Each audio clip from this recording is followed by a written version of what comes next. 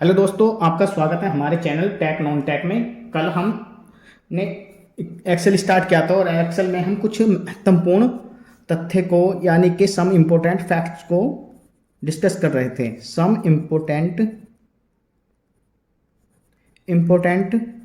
Fact को discuss कर रहे थे। तो इसी क्लास को हम आगे बढ़ाते हुए स्टार्ट करते हैं। ठीक है दोस्तों, इम्पोर्टेंट फैक्ट्स जो हमारे लिए एग्जाम के लिए बहुत ही उपयोगी हैं। ठीक है दोस्तों, एक्सेल में फॉर्मूला लिखने से पहले इक्वल टू यानी कि बराबर का चिन्ह लगाते हैं। ठीक है दोस्तों, ध्यान से पढ़ेंगे और एक एक पॉइंट को ध्यान से याद करेंगे और लिखेंगे। ठीक है दोस्तों, इसके बाद एक होता है हमारा फॉर्मूला और एक होता है हमारा फंक्शन। इनमें क्या डिफरेंस होता है इसे पढ़ते हैं। फॉर्मूला हमारे द्वारा बनाया जाता है हमारे द्वारा बनाया जाता है। ठीक है दोस्तों, जैसे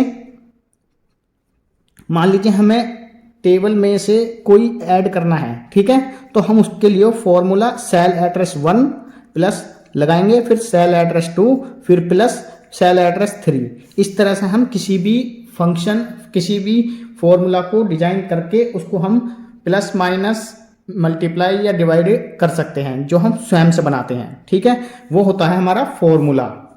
ये पहले से बना हुआ नहीं होता है कंप्यूटर के अंदर, ये बनाना पड़ता है हमें। लेकिन फंक्शन क्या होता है? फंक्शन प्री डिफाइंड फॉर्मूला होता है। फॉर्मूला या प्री डिफाइंड नोटेशन भी कहते हैं इसे, नोटेशन। ठीक है दोस्तों, इन्हें अच्छी तरीके से याद कर लेंगे कि प्री डिफाइंड फॉर्मूला और प्री डिफाइंड नोटेशन किसे कहते हैं? उसे हम फंक्शन कहते हैं। ठीक है दोस्तों, प्री डिफाइंड का मतलब होता है पूर्व निर्धारित, जो कंप्यूटर में पहले से ही बनाए हुए हैं, पूर्व निर्धारित। ठीक है, ऐसे फॉर्मूले जो कंप्यूटर में पहले से ही कंप्यूटर में बना कर दिए गए हैं उन्हें कहते हैं पूर्व निर्धारित। ठीक है दोस्तों, जैसे इजिकल टू का साइन लगाएंगे हम पहले फंक्शन के लिए। फंक्शन से पहले हम इजिकल टू का साइन लगाएंगे, फिर मान लीजिए हमें कोई ऐड करना है तो सम, और उसके बाद cell address 1 plus 2 a plus 1 a1 plus a2 plus a3। ठीक है, और ब्रैकेट क्लोज करने के बाद में हम इसके द्वारा किसी भी नंबर्स का सम निकाल सकते हैं। ठीक है दोस्तों, योग निकाल सकते हैं।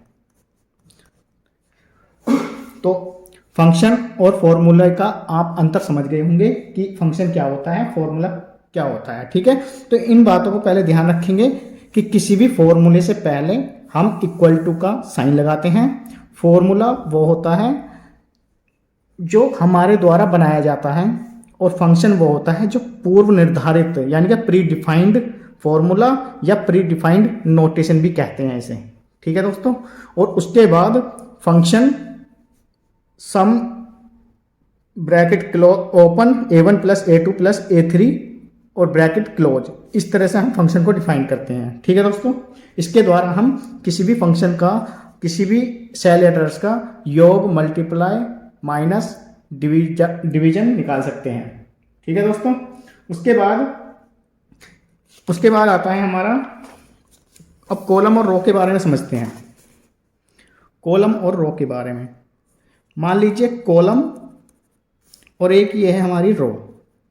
ठीक है, तो कॉलम और रो की विड्थ के बारे में बात करते हैं हम कि इनकी विड्थ कितनी कितनी होती है। ठीक है, कॉलम विड्थ, रो विड्थ। ठीक है दोस्तों, यानी कि कॉलम की चौड़ाई और रो की चौड़ाई कितनी होती है, मिनिमम और मैक्सिमम। ठीक है दोस्तों, इसी तरह से रो की मिनिमम कितनी होती है और मैक्सिमम कितनी होती है।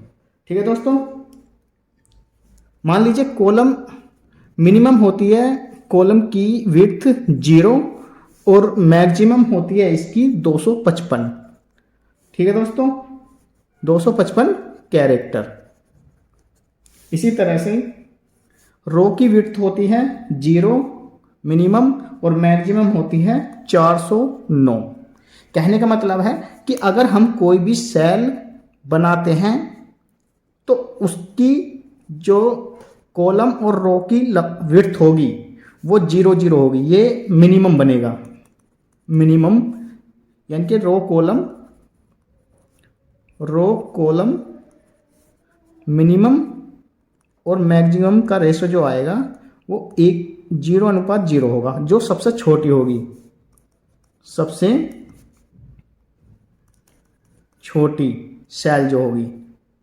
ठीक है दोस्तों, ये छुपी रहती है, दिखती नहीं है, ये हिडन होती है, दिखाई नहीं देती, लेकिन इसकी ये हिडन होती है, हिडन, ये है हिडन।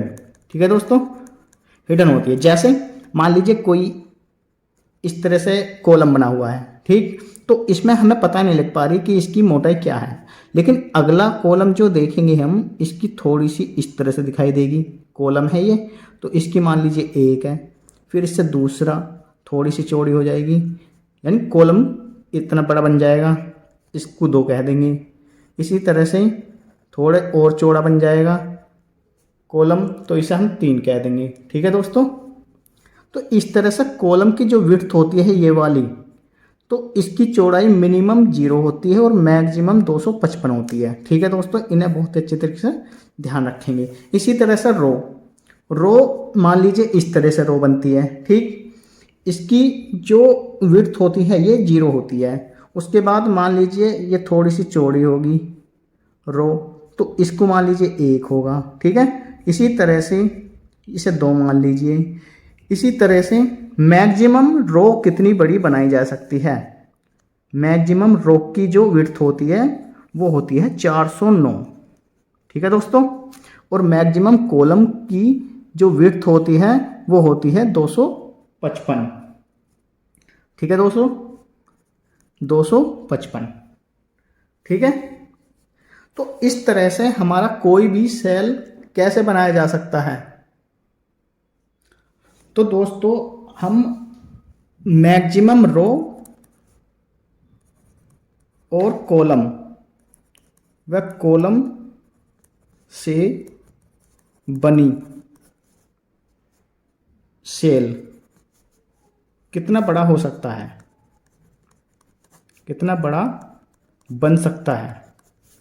तो हमने जैसा कि अभी बताया था कि 409 तो हाइट होनी चाहिए रो की और 255 कैरेक्टर की ये कॉलम होना चाहिए। ठीक है दोस्तों, तो इस तरह से ये हमारा सबसे मैक्सिमम सेल बनेगा। ठीक है, ये सेल बन जाएगा। अगर मिनिमम की बात करें, मिनिमम रो और वह कॉलम, ठीक है दोस्तों, तो उसकी चौड़ाई और ऊंचाई का हम पता नहीं लगा सकते, तो कॉलम की 0 और रो की 0, ये हिडन होती है, ये दिखाई नहीं देती। ठीक है दोस्तों, तो मिनिमम कितनी बनेगी? 0 और 9 की, 0 और 0 की। ठीक है दोस्तों, इसे ध्यान रखेंगे। मैक्सिमम अगर पूछा जाता है तो यही पूछा जा सकता है कि मैक्सिमम रो की हाइट कितनी होती है? 409, और मैक्सिमम कॉलम की हाइट, कॉलम की विड्थ कितनी होती है? 255। ठीक है, रो को हाइट भी लिखते हैं। ठीक है दोस्तों, तो चलिए अब हम स्टार्ट करते हैं। मान लीजिए किसी सेल के अंदर, मान लीजिए कोई ये सेल है, किसी सेल के अंदर, किसी सेल के अंदर कितने कैरेक्टर लिखे जा सकते हैं? कैरेक्टर लिखे जा सकते हैं, लिखे जा सकते हैं। प्रश्न ये है कि किसी भी सेल के अंदर, मान लीजिए ये मैक्सिमम सेल है हमारा, और इसके अंदर कितने कैरेक्टर लिखे जा सकते हैं? तो इसमें मैक्सिमम कैरेक्टर लिखे जा सकते हैं 32,767 कैरेक्टर। आई बात समझ में सर? ठीक है दोस्तों, किसी सेल के अंदर कितने कैरेक्टर लिखे जा सकते हैं? मान लीजिए ये कोई सेल है और इसकी हाइट 409 है और इसकी विड्थ 255 है और ये कोई सेल है, मैक्सिमम सेल है, तो इसके अंदर 32,767 कैरेक्टर लिखे जा सकते हैं।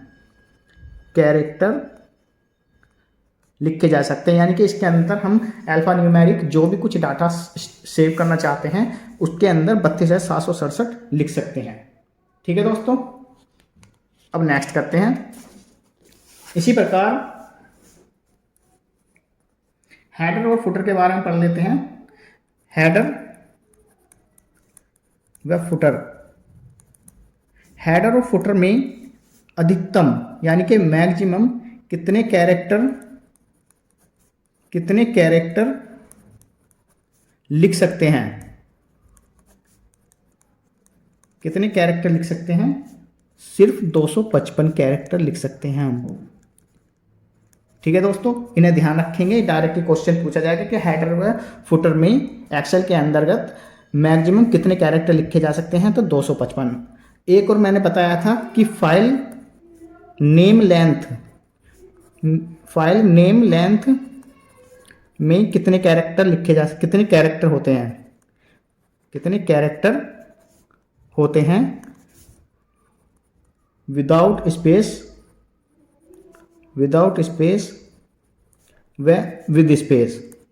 ये मैंने बता चुका हूं विद स्पेस, तो ये भी 255 कैरेक्टर ही होते हैं। ठीक है दोस्तों, इन्हें ध्यान रखेंगे और याद करेंगे, डायरेक्ट क्वेश्चन पूछा जाएगा। इसके बाद एक सेल के अंदर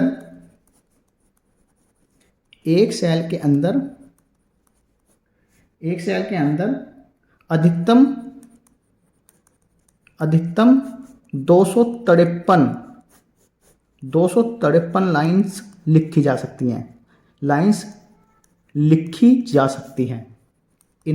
इसे ध्यान रखेंगे, लिखी जा सकती हैं। ठीक है दोस्तों, मान लीजिए कुछ सेल है, इसके अंदर 253 इस तरह से हम लाइन लिख सकते हैं। कितनी? 253। और इन 253 लाइनों के अंदर कितने कैरेक्टर होंगे? वो होंगे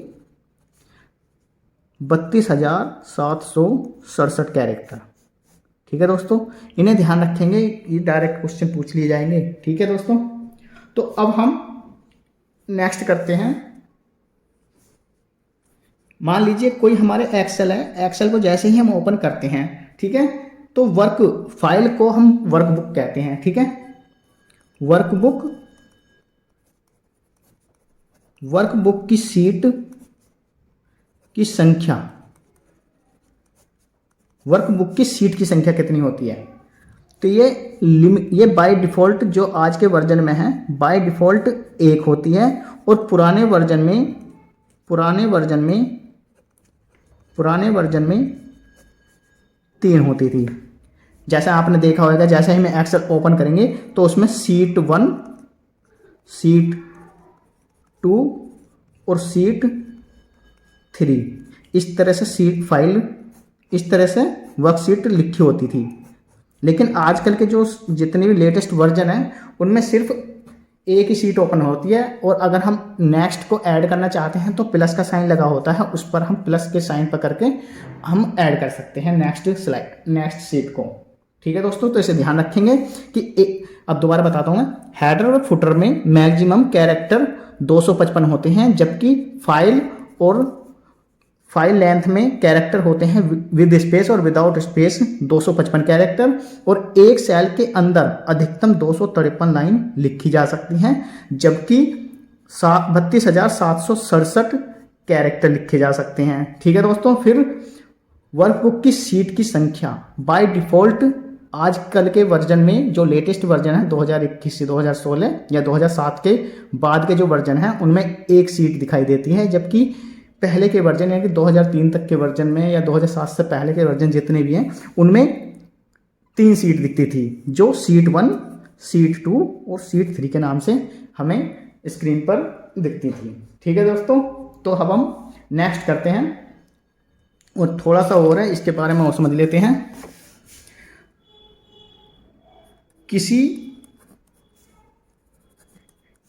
किसी भी एक्सेल शीट, एक्सेल के सेल में, के एक सेल में कितनी हाइपरलिंक ऐड कर सकते हैं, हाइपरलिंक ऐड कर सकते हैं। ये भी मोस्ट इंपॉर्टेंट क्वेश्चन है, ठीक है दोस्तों। किसी भी एक्सेल के एक सेल में कितनी हाइपरलिंक ऐड कर सकते हैं, तो अधिकतम हम 65,530 हाइपरलिंक को ऐड कर सकते हैं, इसे भी ध्यान रखेंगे, ठीक है दोस्तों। अब थोड़ा माउस के डायग्राम के बारे में बात कर लेते हैं। माउस फिगर, इसे बहुत इंपॉर्टेंट की तरह मानेंगे और इसे याद करेंगे, क्योंकि सिंबल देकर डायरेक्ट क्वेश्चन पूछ लेता है कि कौन सा सिंबल, ये जो माउस का सिंबल है ये कौन सा पॉइंटर है या कौन सा माउस को डिनोट करता है, ठीक है। देखिए, एक इस तरह से आपने देखा होगा कि इस तरह से सिंबल बन जाता है कभी कभी माउस का एक्सेल में, तो ये होता है नॉर्मल पॉइंटर, ठीक है। ये कैड और कैम दोनों किसी में भी दिखा सकते हैं, ठीक है। एक इस तरह का आपको सिंबल दिखेगा पॉइंटर का यानी कि माउस का, तो इसे लिखेंगे हम ऑटोफिल करने के लिए, ठीक है। अभी आप सिर्फ इनके फिगर समझ लीजिए। अगर माउस पर एरो की जगह इस तरह का साइन आ रहा है तो उसे हम नॉर्मल पॉइंटर कहेंगे, और अगर इस तरह से प्लस का चिन्ह आ रहा है तो उसे हम ऑटोफिल करने के लिए प्रयोग करेंगे, ठीक है दोस्तों। इसे ध्यान रखेंगे, ठीक। और उसके बाद एक तीसरा आता है हमारा, इस तरह से एरो का साइन बना आता है। ये कैड कैम में भी प्रयोग किया जाता है, इनके कंप्यूटर एडेड ऑटोकैड में और कंप्यूटर एडेड मैन्युफैक्चरिंग में भी प्रयोग किए जाते हैं, ठीक है। अगर आपके पास, और इसके लिए होता है शिफ्ट सेल, यानी कि सेल को शिफ्ट करने के लिए, ठीक है दोस्तों। अगर आपके सामने इस तरह का सिंबल बना हुआ आता है तो वो नॉर्मल पॉइंटर कहलाएगा। अगर इस तरह का सिंबल बना हुआ आता है तो वो ऑटोफिल करने के लिए, और इस तरह का साइन बना हुआ आएगा तो उसे शिफ्ट सेल करने के लिए। तो इन्हें हम ध्यान से याद कर लेंगे और ध्यान रखेंगे कि अगर एग्जाम में पूछा जाएगा तो हम इस तरह के सिंबल को नॉर्मल पॉइंटर और इस तरह के सिंबल को ऑटोफिल और इस तरह के सिंबल को शिफ्ट सेल के नाम से पुकारते हैं, ठीक है दोस्तों। तो अब हम थोड़ा नेक्स्ट पढ़ते हैं। एक और बता देता हूं यहीं पर, इस बात को और ध्यान रखना, एक्सेल में ऑटो इंक्रीमेंट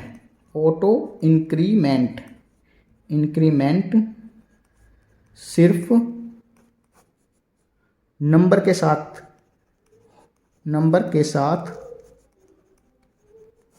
साथ होता है, अल्फाबेट के साथ नहीं होता। अल्फाबेट के लिए नहीं होता है। मान लीजिए हम किसी सेल में कोई लिख रहे हैं, ठीक है, और जैसे लिखकर हम एंटर करते हैं तो ऑटोफिल कर लेता है वो, और यानी कि सेल ऑटोमेटिक भर जाता है। तो वो सिर्फ नंबर के केस में होगा और अल्फाबेट के केस में नहीं होगा, ठीक है दोस्तों। जैसे अब मैं लिखना चाह रहा हूं कि एक्सेल में ऑटो इंक्रीमेंट सिर्फ नंबर के साथ होता है, इसे ध्यान रखेंगे। नंबर के साथ, संख्या के साथ, डिजिट के साथ होता है, अल्फाबेट के साथ नहीं होता। ये क्वेश्चन आया हुआ है, इसे ध्यान रखेंगे, ठीक है ना, कि एक्सेल में ऑटो इंक्रीमेंट सिर्फ नंबर के साथ किया जा सकता है या होता है, अल्फाबेट के साथ नहीं होता, ठीक है दोस्तों। अब हम नेक्स्ट करते हैं। अब हम पढ़ते हैं कि MS, थोड़ा मैं तीनों के बारे में, MS वर्ड और MS एक्सेल और MS पावर पॉइंट के बारे में, जूम के बारे में बात करता हूँ। MS वर्ड ये उस दिन रह गया था, इसलिए मैंने सोचा कि आज ही करा दूँ इसे। MS वर्ड, MS एक्सेल, बहुत क्वेश्चन पूछा जाता है इसलिए ध्यान से पढ़ेंगे इसे, MS पावर पॉइंट या प्रेजेंटेशन। ठीक है दोस्तों, देखिए MS वर्ड के अंदर मिनिमम जूम और मैक्सिमम जूम कितना होता है, इसी तरह से MS एक्सेल में मिनिमम जूम और मैक्सिमम जूम कितना होता है इसे पढ़ेंगे। मिनिमम जूम और मैक्सिमम जूम कितना कितना होता है इसे ध्यान से पढ़ेंगे, और बहुत ज़्यादा कभी भी पूछ लिया जाता है। ठीक है, तो तीनों में डिफरेंट होता है, इसलिए ये पढ़ना बहुत ज़रूरी है। ठीक है दोस्तों, तो हम मिनिमम होता है, जैसे कि MS वर्ड है, MS वर्ड में मिनिमम होता है 10% और मैक्सिमम होता है 500%। ठीक, इसी तरह से, और बाय डिफ़ॉल्ट होता है, इसे लिख लो, बाय डिफ़ॉल्ट, यानी कि अगर हम अपने किसी भी डॉक्यूमेंट का जूम को चेंज नहीं करते हैं तो बाय डिफ़ॉल्ट 100% होता है, इसे ध्यान रखेंगे। ठीक है दोस्तों, इसी तरह से minimum MS Excel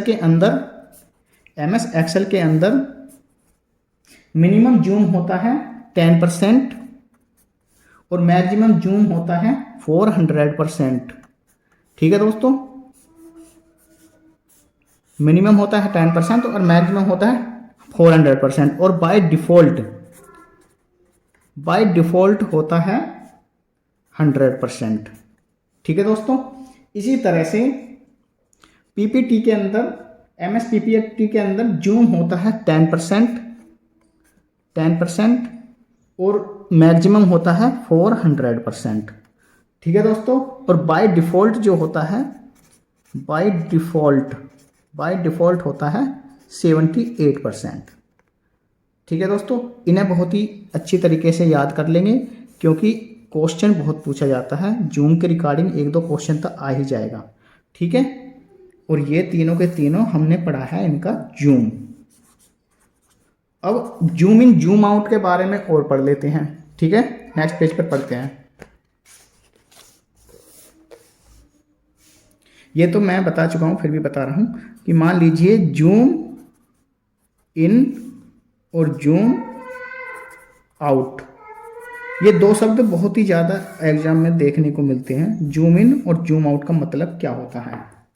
zoom in का मतलब किसी भी डॉक्यूमेंट को, किसी डॉक्यूमेंट या शीट या फाइल को बड़ा करने के लिए प्रयोग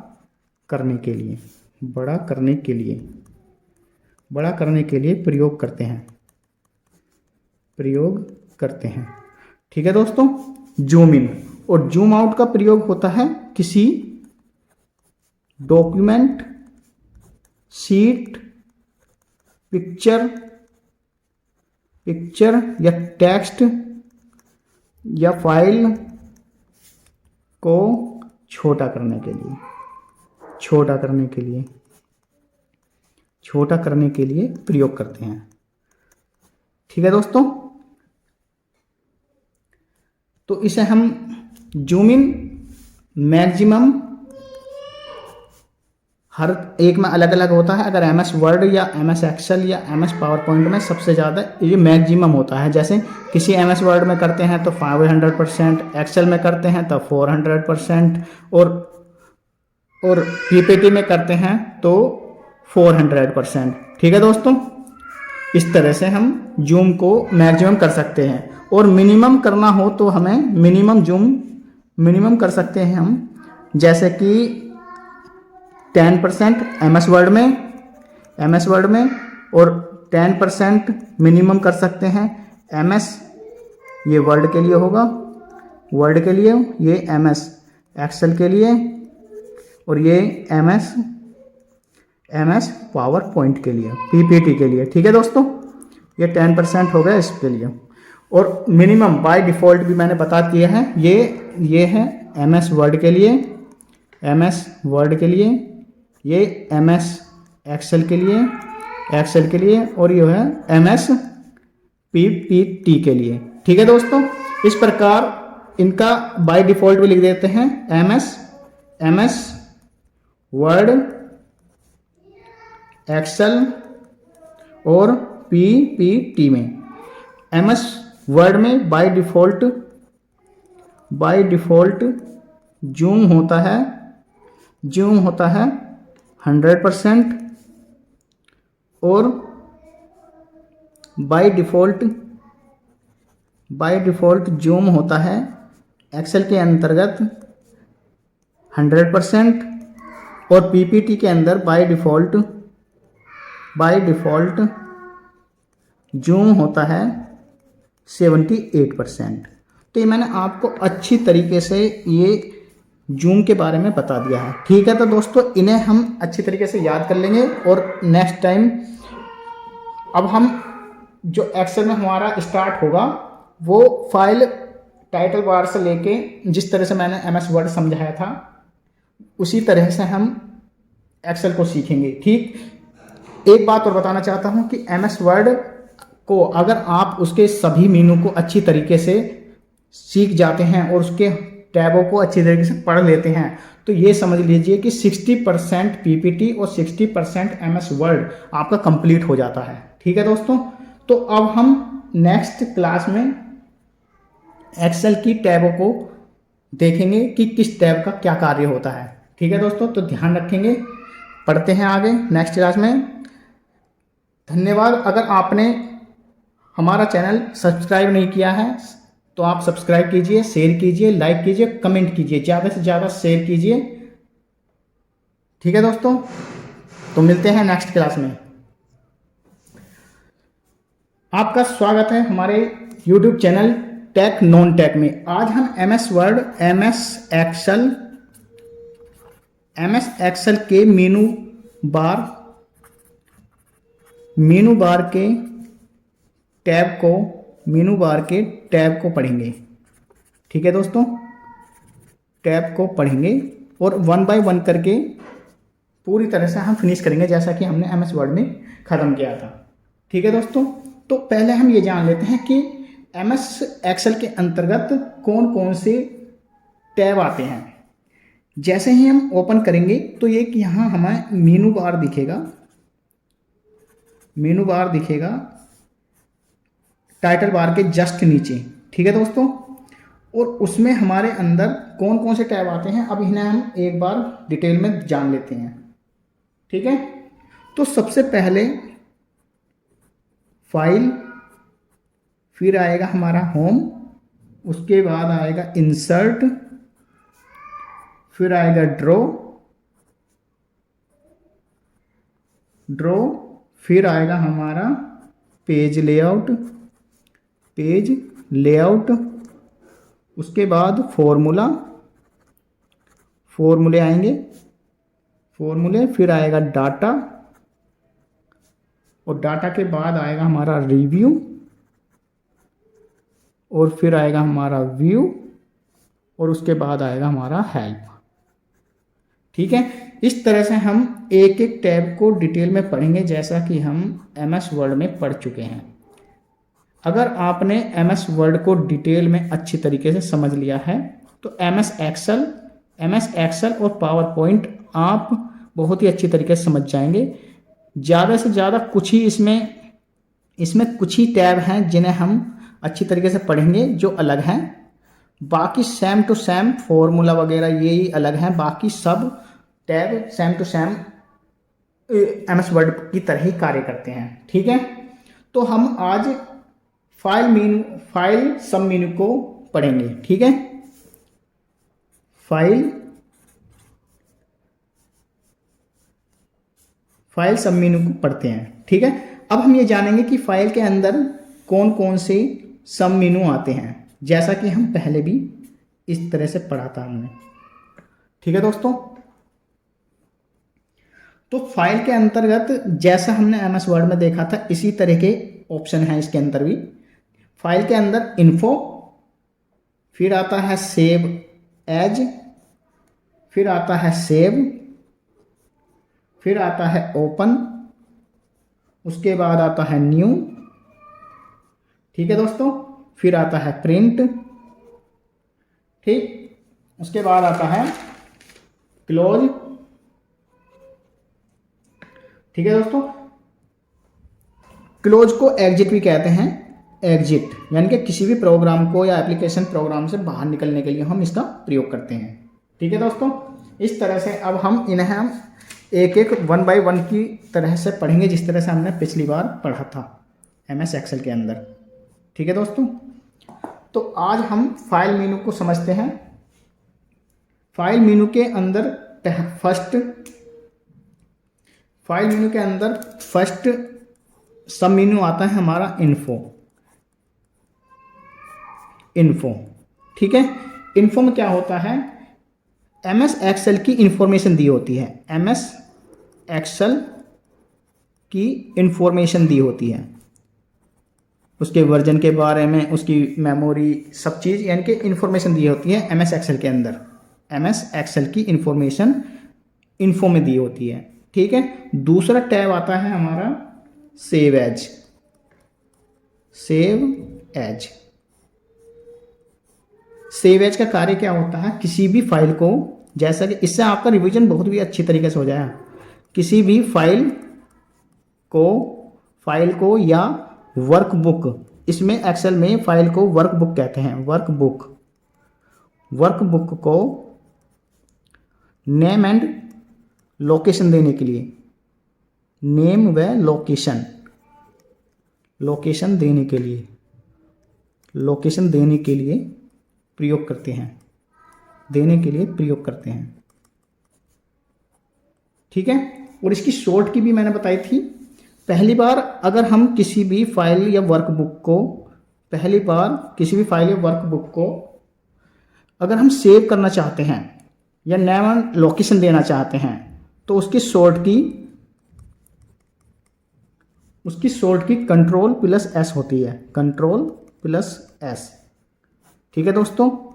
उसके बाद डायरेक्ट अगर हम उसको सेव एज करना चाहते हैं, डायरेक्ट सेव एज करना चाहते हैं अगर हम, तो F12 के द्वारा हम सेव एज कर सकते हैं, ठीक है दोस्तों।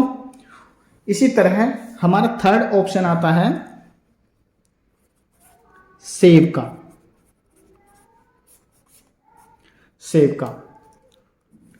सेव किसी भी यानी कि एडिटिंग, यानी कि अगर हमने किसी फाइल या डॉक्यूमेंट या शीट में या वर्कबुक में एडिटिंग कर दी, तो एडिटिंग को सुरक्षित या सेव रखने के लिए सेव का प्रयोग किया जाता है, ठीक है। सेव का प्रयोग करते हैं। और इसकी शॉर्ट की मैंने आपको पहले ही बताया था, और शॉर्ट की होती है इसकी Ctrl+S। इसे ध्यान रखेंगे, सेव करने के लिए डायरेक्ट शॉर्ट की होती है Ctrl+S। इसी तरह से अब हम फोर्थ ऑप्शन आता है हमारा ओपन, ठीक है दोस्तों। ओपन के अंदर एग्जिस्टिंग फाइल यानी कि पहले से बनी हुई फाइल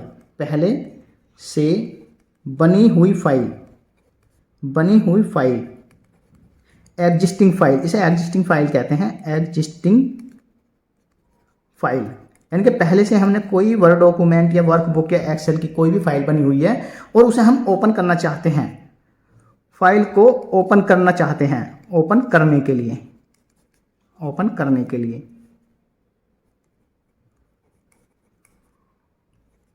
ठीक है। ओपन सब मेनू का प्रयोग करते हैं, ओपन सब मेनू का प्रयोग करते हैं, ठीक है दोस्तों। नेक्स्ट स्टेप इसकी शॉर्ट की होती है,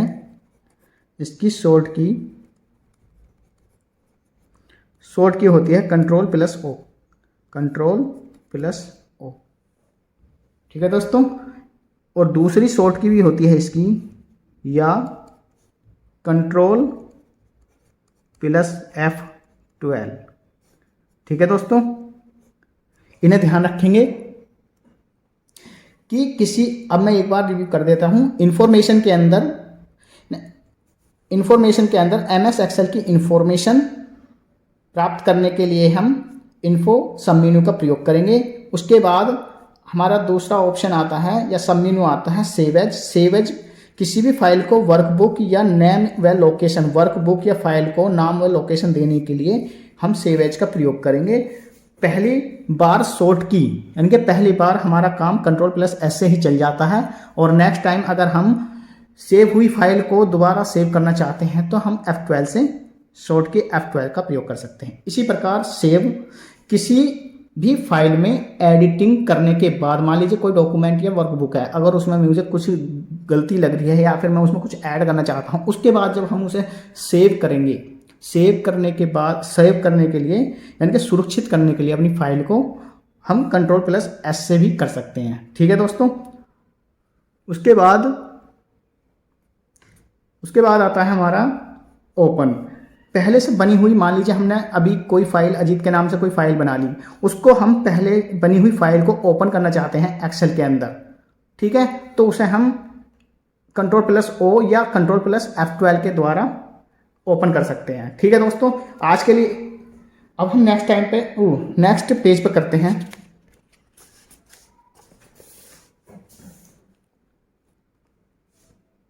अब हमारा नेक्स्ट ऑप्शन आता है न्यू का। न्यू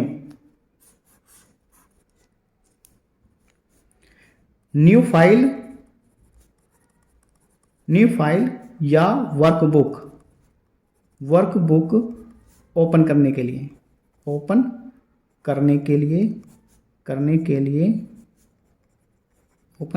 लिए या बनाने के लिए मान लीजिए हमें कोई नई स्लाइड, नई वर्कबुक लेनी है, तो हम उसको न्यू फाइल पर क्लिक करेंगे और हमें वर्कबुक ओपन हो जाएगी हमारी। ठीक है, या फिर शॉर्ट की के द्वारा भी कर सकते हैं हम। शॉर्ट की होती है इसकी शॉर्ट की होती है कंट्रोल प्लस N। ठीक है दोस्तों। उसके बाद हमारा आता है प्रिंट।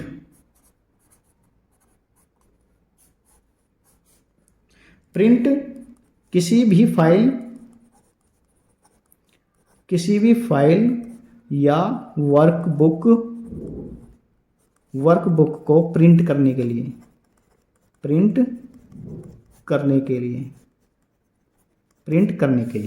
प्रयोग करते हैं। ठीक है दोस्तों, इसकी शॉर्ट की होती है हेलो दोस्तों, अब हम नेक्स्ट टैब करते हैं क्लोज टैब आता है हमारा क्लोज सब मेनू। क्लोज में अगर हम किसी फाइल को क्लोज करने के लिए प्रयोग करते हैं क्लोज ऑप्शन का।